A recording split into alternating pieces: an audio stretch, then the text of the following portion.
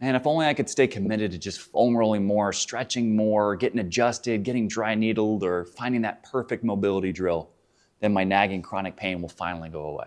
You believe the fix is passive, that someone or something outside of you will be that magic fix. But here's what actually happens. You feel better for 30 minutes. You feel looser for a day, maybe 2. And then you start feeling hopeful, and then it flares up again. So then you chase the next thing, the next stretch, the next drill, the next provider. You start just putting Band-Aids on, hoping one of them will actually fix it. And deep down you know it, because if foam rolling, stretching actually fixed it, you wouldn't still have it 2, 3, 5 years later. And let's face it, if you keep believing that this passive, low-intensity care will actually get you the results you want, you're going to stay frustrated and confused. The capacity of what your body can handle will continue to lag behind what you need it to do. And you'll keep paying for appointments that maybe reset the clock, but never actually move the needle. And you become the one that's always injured, and you can never train as hard as you want to. And the worst part is you'll start believing your body is fragile. And that's the real damage. And the truth is simple.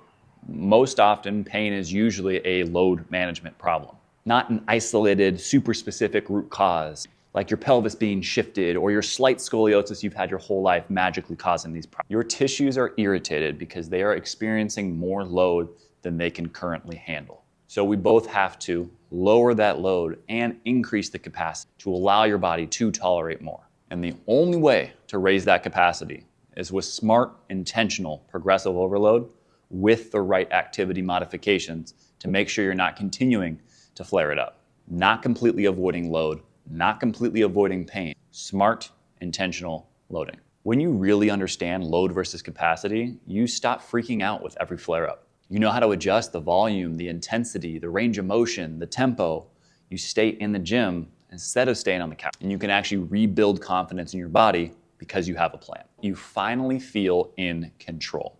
Your joints feel stronger, not just looser. And you finally invest in solutions, not just symptom relief. You finally stopped negotiating with pain, negotiating with your body. You're back to training hard like you've always wanted to. You really become resilient. Imagine trying to get better at pull-ups. And all you did was watch people doing pull-ups on YouTube while massaging your shoulder, stretching your lats, and never actually doing pull-ups. It sounds ridiculous, but that's how people approach rehab. Your capacity will only ever improve when you challenge it. I once worked with a runner who iced her knee every night, and she swore it helped.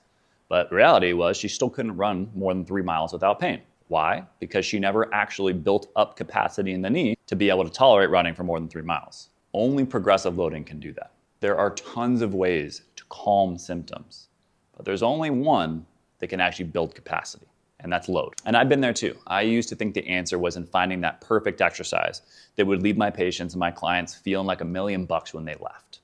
But the reality was that wasn't building their capacity. They felt better until they didn't. And my breakthrough came when I learned to just stop focusing on the symptoms and focus on building capacity, building function. Was my patient's mobility improving? Was their strength improving? Were they actually rebuilding their capacity? Fewer random drills, or fancy rest as I call it, and more clear, defined goals for progression. And that's when people actually stayed better.